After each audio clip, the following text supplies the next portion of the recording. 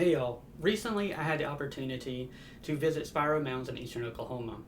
While I was there, I assisted on the excavations that were occurring as part of the 2024 Archaeological Field School by the University of Oklahoma. Additionally, in 2022, I actually served as a teaching assistant for the field school that was happening there during that time. And if you're not really familiar with what a field school is, it's an archaeological excavation, survey, or laboratory analysis usually held by a university to teach methodologies through hands-on experiences to the students. It's usually also the time where students kind of really get to figure out if archaeology is going to be a career or focus for them in life. Since I was there, I thought it'd be a good idea to make a video talking about the site and its history, and try to really just talk about how amazing these archaeological sites are across North America.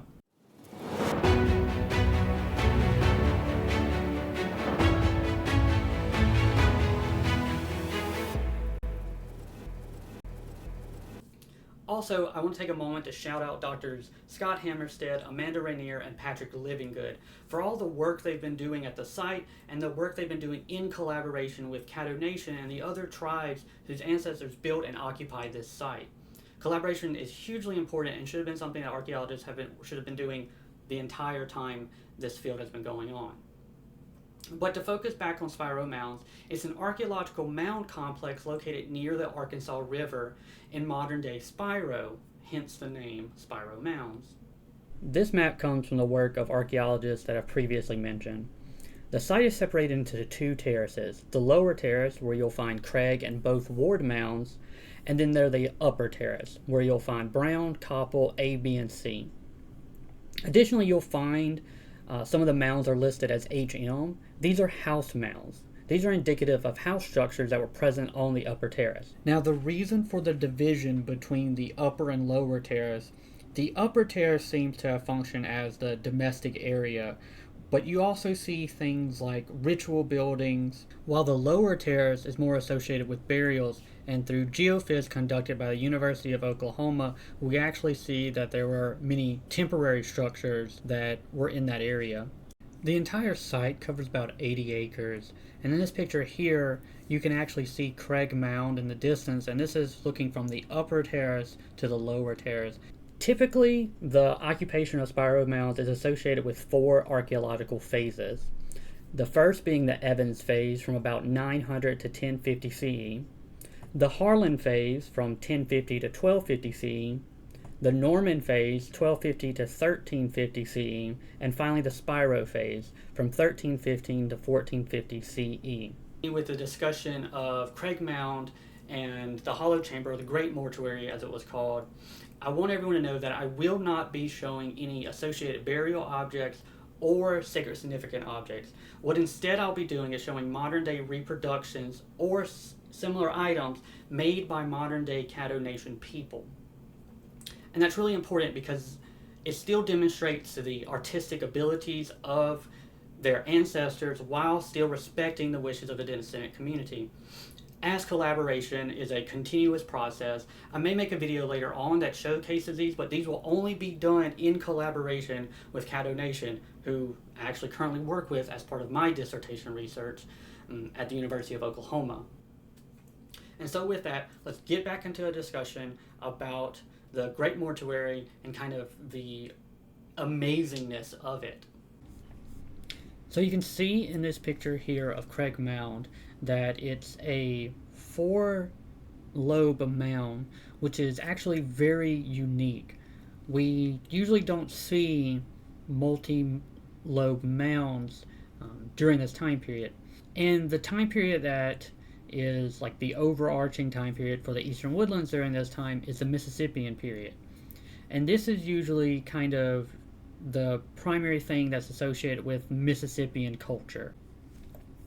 It's important to note with Spiro that we don't see some of these Mississippian traditions or Mississippian traits that are more associated with other sites like Moundville or Etowah and things like that. And so that's another distinction between Spiro and kind of the Mississippian world kind of going on further to the east in North America. So looking back at Craig Mound here, you see that it has 4 lobes with 3 kind of closely joined lobes and 1 kind of sitting off to the side, but still in connection with the overarching earthen structure here. So if we look at earlier depictions of the work and kind of the layout of Craig Mound, we see that in the largest lobe is the hollowed chamber. Now, because of this was once also called the Great Temple Mound, and then that hollow chamber, as mentioned before, was kind of was associated with the Great Mortuary. Now, inside that, we can kind of get an understanding of some of the important aspects of the interior of Craig Mound. As mentioned, there was a hollow chamber, sometimes referred to as a spirit lodge, found within the largest lobe of Craig Mound. Inside of it were resting warrior figures, effigy pipes, groundstone maces, animal effigies, copper axes, garments, and a host of other very significant and sacred objects inside. In the very center is a figure that is now known as Earth Mother, and everything else was kind of laid around this one figure in the center. In the top left, you'll see kind of a depiction of a mace, and then the resting warrior. As I mentioned before, I'm not going to be showing any of the items found within the Spirit Lodge. I'll be showing some reproductions of some of these items that were made by modern day members of Caddo Nation. So the next piece we're going to talk about that was found within the hollow chamber is the stone mace. This, what you're seeing now, was actually made by Wayne Earls. He's a member of Caddo Nation and an expert in ground stones manufacturing, and he actually brings these to art competitions and shows them. But what we're seeing here is one that he's recently produced and actually held at the National Cowboy Museum in Oklahoma.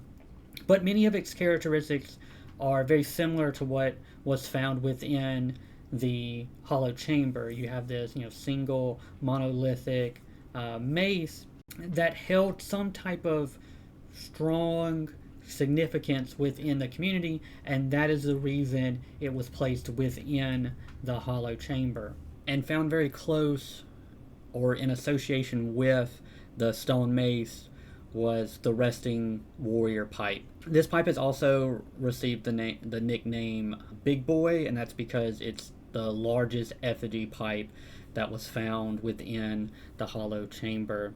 It also received other nicknames. You'll see in this picture from the Spiro Visitor Center or Museum that's within Spiro Mounds. It was also called the King Tut of the West in newspapers at the time.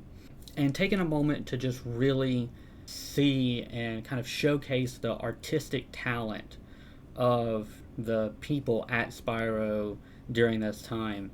This is a replica that I mentioned before is inside the Spiro Museum that's currently being renovated, and hopefully that will be available to go into before too long if you're planning a visit. These are 2 vases that are kind of replicas of the pottery that was going on during the time. So these are 2 pieces of pottery from Chase Earls, who's a member of Caddo Nation and actually the son of Wayne Earls, who made the stone mace. And one of the things that people at Spiro were known for at this time was their pottery.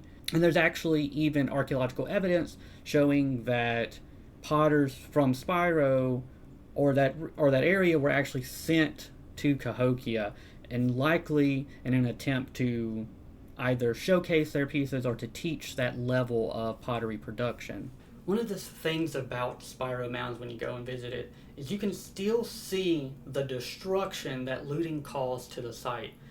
At Brown Mound particularly, you can still see the trench that was dug through the mound. Brown Mound is the largest platform mound that is a part of the Spiro Mound complex. here's a topographic layout of Brown Mound, and you can clearly see the destruction that was caused by looting. Now, this looting occurred by the Pecola Mining Company. This looting occurred between 1933 and 1935. Before that time, the site had remained relatively undisturbed for 20 years, and that was enlarged to the works of the local residents. But through threats and intimidation, the Pecola Mining Company was able to get leases to dig on the property. Now, they weren't worried about preserving the site or anything like that. Their goal was to find artifacts so they could sell them for profit. At the beginning, most of their looting was confined to the two middle lobes of Craig Mound, but eventually they struck into the largest lobe, finding the hollow chamber inside. In addition to many of the stone figures, the effigy pipes, and everything like that, there was also garments and things like that that decayed away after the looting. So this was honestly a direct attack on the heritage of the indigenous people in eastern Oklahoma, as well as extremely destructive to our understanding through the archaeological record. And this is really showcasing how much looting destroys our understanding of the past. If you are interested in the past, and if you want to know more about, the human history and everything like that, then you need to do whatever you can to make sure these sites are protected, and so that we can actually learn something about this. The Pecola Mining Company threw out garments, and in the eastern woodlands, having actual garments is something that we just don't get because they decay. But because the site was looted, we lose all that information. And that is such a valuable thing to have, both as someone who is interested in archaeology or the human past, and to the descendant community, because that was cut off from them. And so I know I'm just kind of going on a tangent here about looting, but this is why it's so important to protect archaeological sites and to not just rush through things and just, grab whatever you can. Enough with that. Let's get back to talking about Spiro Mounds. Let's actually shift from the kind of negative things that gone on with the site to the new excavations that have been taking place over the last couple of years through the University of Oklahoma and Caddoan Nation, as well as the Army Corps of Engineers. So these are a set of pictures from my time this past summer at the site. Additionally, you can check out the Spiro Landscape Project, and it'll have all kind of updates, pictures, and things like that about these excavations. So these excavations are targeting areas where anomalies were found through geophys. And through these excavations, we're learning more and more about the site. The past excavations on the upper terrace located a new house structure. The excavations for that actually started in 2022 while I was there, and then they actually ended in this past summer in 2024. And then there's still many more anomalies that are being excavated to find out about the full extent or a more holistic idea of what was going on at Spiro Mounds. And as I mentioned, the best place to keep up with all of the new things going on as part of the archaeological work being done at Spiro is the Spiro Landscape Archaeological Project Facebook page. You can see there's images from the previous field school that just occurred in 2024. You can see some of the soil samples, everyone unloading the vans, the aftermath where we rebury the excavation units. The field school crew, you can see them preparing for the work. You can find the excavation units that were going on. You can see a picture of me actually in the bottom right corner right there. You can also see some of the artifacts they're found, the excavation units and everything like that. It's an amazing place to keep up with all the great work that's being currently done at Spiro Mounds. So there's a lot of great work that is being done at Spiro and will continue to be. So I've been a part of the research. Well, I guess I'm still currently part of some of the research. But there's new things that are coming out about the site continuously. And that's a lot of that thanks goes to Dr. Amanda Rainier, Dr. Scott Hammerstedt, and Dr. Patrick Livingood and the work they've been doing there. Also, if you're interested in some of the sites, there's a book I'd like to recommend to you, and it's actually this one right here. It's super fascinating. The WPA's excavations of the site are demonstrated in this. I think it's $20 on Amazon. And it's mostly images from those excavations, but you see things that kind of get you in touch with the WPA excavators at the time. There's letters and everything like that, and it gives you a sense of what it was like to be an archaeologist or a field hand or something like that. Actually done by Dr. Scott Hammerstedt and Amanda Rainier, and it's a good thing. Additionally, I wanted to point out you can actually go and visit Spiro Mounds today. It's in Spiro, like I said before, it's in Spiro, Oklahoma. Currently, at the making of this video at least, the museum is currently being renovated. And so once those renovations are done, it'll be accessed, but you can still access the park now, and which that includes the walking tour, and you can actually see even some of the locations where these excavation pictures I showed earlier are actually from. If you like this, like and subscribe, and we're going to keep this rolling, and hopefully I'll be able to do this at a steady pace, and kind of continue getting these out to y'all. And let me know if there's something that y'all want me to talk about, either with Spiro or Poverty Point or any of these archaeological sites in the Eastern Woodlands, or flint napping. I might actually have some videos of flint napping that I'm going to bring up later. And so yeah, that's it. Thank y'all for watching. Bye.